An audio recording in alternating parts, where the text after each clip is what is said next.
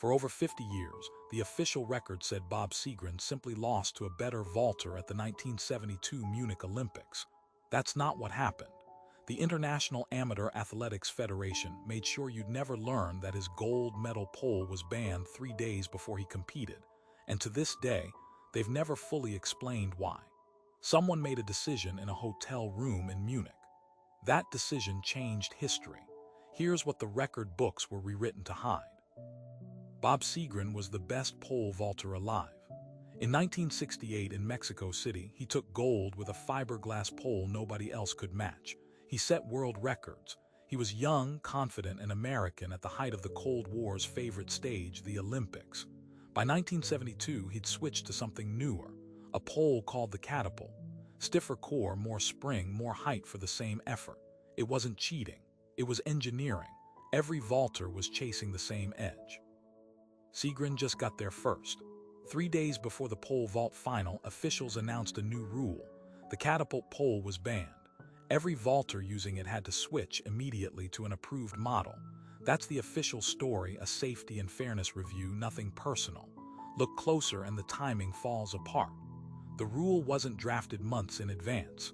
It appeared days before Seagren's event, aimed at a pole almost no one else was using.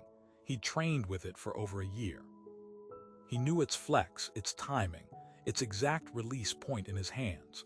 Now he had 72 hours to relearn his entire jump on a pole he'd never competed with. Imagine training your whole life for one afternoon, then being told 3 days out to do it with someone else's tools. That's what they did to him. And they never explained in writing why this pole and not the others close behind it. The easy explanation is safety. Officials claimed the new pole's stiffness created an unpredictable catapult effect, a risk to vaulters' safety. But no other athlete using similar poles was investigated. No injury data was cited. No engineer's report was ever made public. If safety were the real concern, the ban would have applied months earlier, tested and documented like every other rule change in the sport. It didn't. It landed like a verdict, not a study.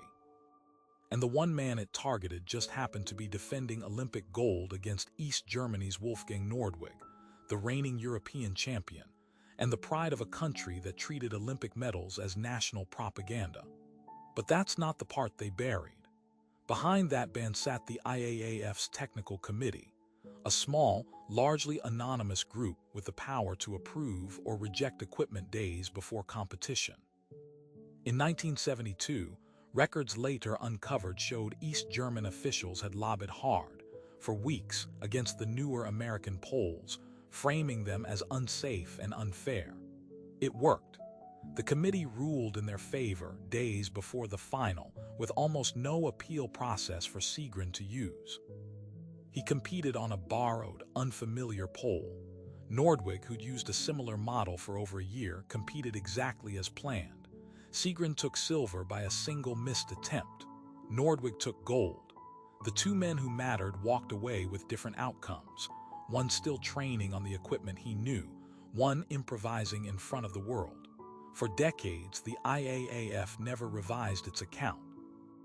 No public admission that political pressure shaped a technical ruling 3 days before an Olympic final. No apology to the man whose career-defining moment was decided in a committee room, not on the runway. Seagren spoke about it for years afterward, always careful, always aware that saying too much could sound like sour grapes instead of what it was, a documented, time-stamped act that stripped an athlete of the tools he'd trained with, right before the one competition that counted. The record still reads, silver medal, close finish. It doesn't read, banned pole, 72 hours notice, a ruling with no public data behind it.